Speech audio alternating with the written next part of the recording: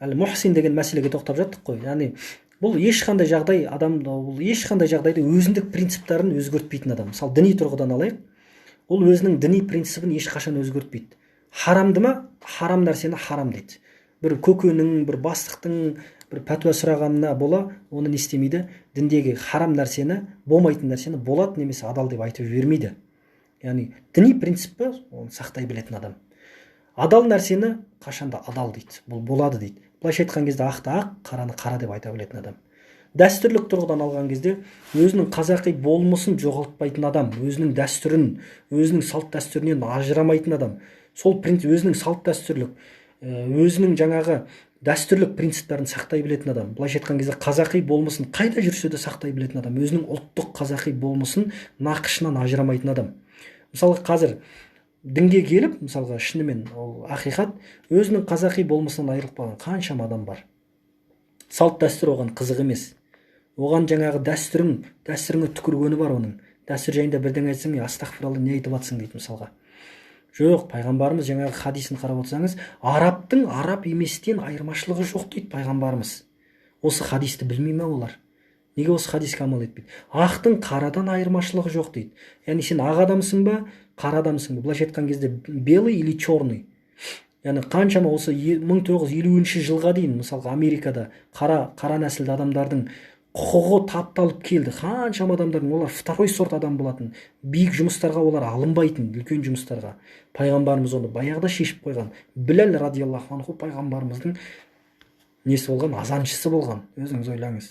Арихна я Билал, Біләл бізді жаңағындай біздің жан дүниемізді рахатқа бөлеші дейтін да пайғамбарымыз саллаллаху алейхи вассалам. Сонда жаңағы сол Біләл радиаллаху анху пайғамбарымыз дүниеден өткен кезде мен ешкімге азан шақыра алмаймын деген. Мен енді ешкімге азан шақыра алмаймын деп Әбу Бәкірге барып айтады, мені жібер дейді. Басқа еврей пайғамбарымыздан кейін азан шақыра алмаймын дейді. Өйткені ашхаду анна Мұхаммада расулуллах, пайғамбар Алланың елшісі деген кезге келген кезде дауысы дірілдеп, көзіне жас келіп ол айта алмай қалатын.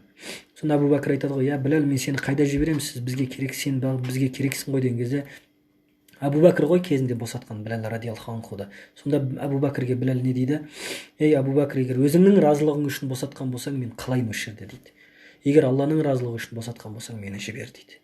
Сөйтіп Әбу Бәкір айтады, мен сені Алланың разылығы үшін босаттым ғой, Біләл дейді. Енді бірақ сені сағынамыз дейді, бара ғой дейді. Біләл кетеді сөйтіп Омар радиаллаху анхуны, Әбу Бәкір дүниеден өткеннен кейін Омар радиаллаху анхуның халифалығында Біләл радиаллаху анхуды адам Хасан мен Хусейннің өтініші бойынша пайғамбарымыздың екі немересі Біләл радиаллаху анху Мәдинаға келіп азан шақырады. Мәдина жұрты сені сағынды ғой, ей Біләл дейді. Сөйтіп жаңағы Біләл радиаллаху анху Мәдина қаласына келеді дағы азан шақырған кезде бүкіл жаңағы Мәдина халқы жиналып бір пайғамбарымыздың бұрынғы пайғамбарымызбен бірге өмір сүргендей бір жағдайды бастан кешіреді. Сол кезде жыламаған адам қалмады дейді тарихи деректерде.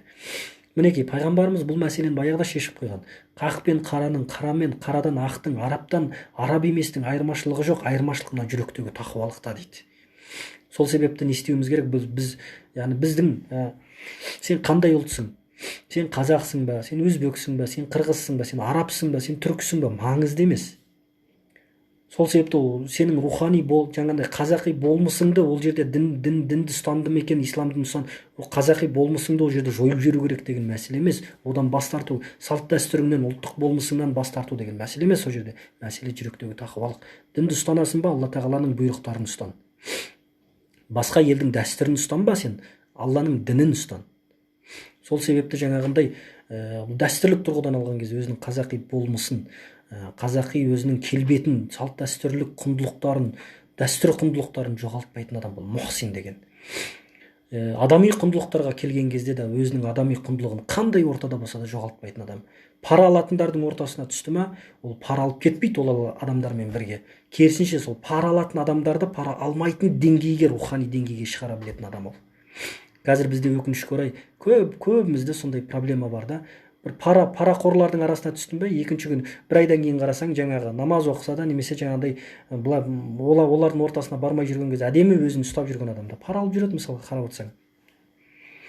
Сол себепті жаңағыдай қандай орта, қандай кезең, қандай заман болсын, Бұндай мұхсин адамды естемейді, еш нәрсе өзгертпейді. Сол себепті Алла тағала не дейді? Инналлаха ла юдиъу ажрал мухсин. Алла тағала осындай мұхсин құлдарының сауаптарын ешқашан жоғалтпайды, ешқашан жоймайды дейді. Бірақ иннаху ман яттақи ва ясбир дейді. Енді бұл жерде былай мұхсин болуға бізде не керек? Екі сипат керек екен: тақуалық пен сабырлық. Тақуалық деген нәрсені білесіздер, иә? Алла тағаланың әмірлерін орындау. Былайша айтқан кезде дінді өміріңізге сіңдіре білу. Былайша айтқан кезде дін сіздің белгілі бір уақыттарда ғана өміріңізге араласпау керек, сіздің өміріңізге айналып кету керек ол нәрсе. Одан кейін барып сабыр ету дейді. Яғни осы жолда біраз қиыншылықтар болады, өмірлік қиыншылықтар бар, ғибадатта қиыншылықтар бар, күнә атаулыға қиыншылық бар.